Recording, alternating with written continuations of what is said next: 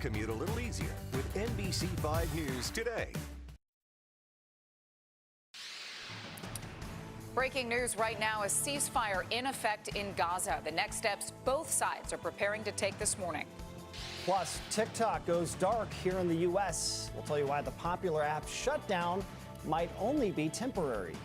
And communities in Chicago are bracing for potential mass deportations when President-elect Trump takes office. What we know so far and the warning from local officials as the news at 6 starts right now.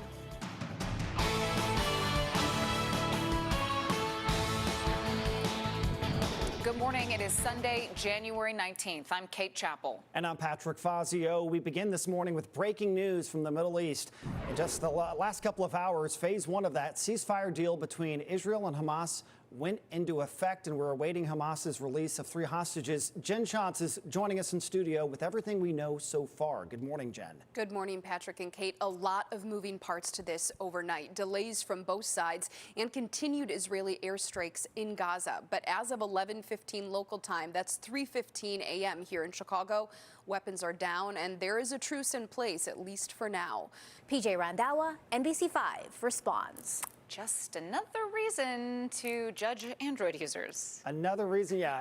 iPhone users don't like Android users, and Android users don't like iPhone users. There was no photo sharing before. You can't do the thumbs up Android to Apple. Just another reason to cut them out. No, right? I'm just All kidding. that stuff. I'm just kidding, but I do give my Android user friends a hard time. Well, and it's good to know about that warning now, too, between Yes, the it two is. different devices. Actually important information, my jokes aside. Yeah.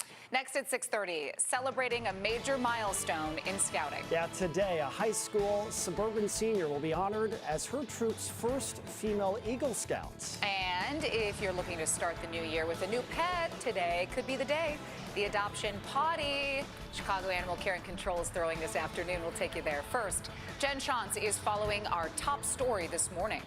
That's right, a ceasefire deal now in effect in Gaza, but it came with some serious delays and continued airstrikes in the region, the tensions overnight, and the political response in Israel, plus the 3 women hostages set to walk free today. That's next. Right now, after a last-minute delay, the ceasefire agreement in Gaza is now in effect.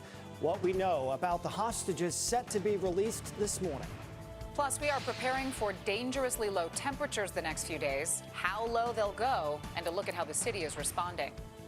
And a local athlete receives a major award. See the moment Chicago Stars goalkeeper Alyssa Nair discovered she is the U.S. Soccer Female Player of the Year. As the news at 6:30 starts right now.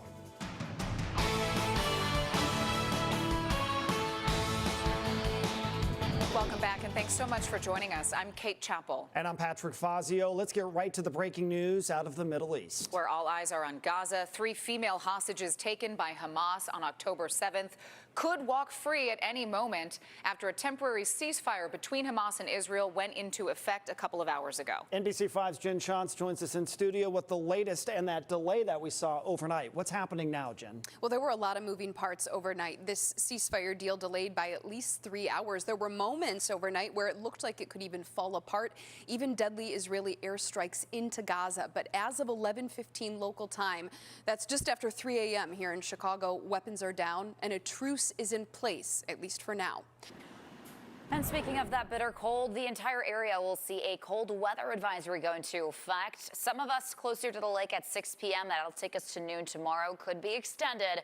Granted, those temperatures will really start to plummet once we get even into Monday night and Tuesday morning. Dangerously low wind chill values, anywhere from -20 to -30 at times.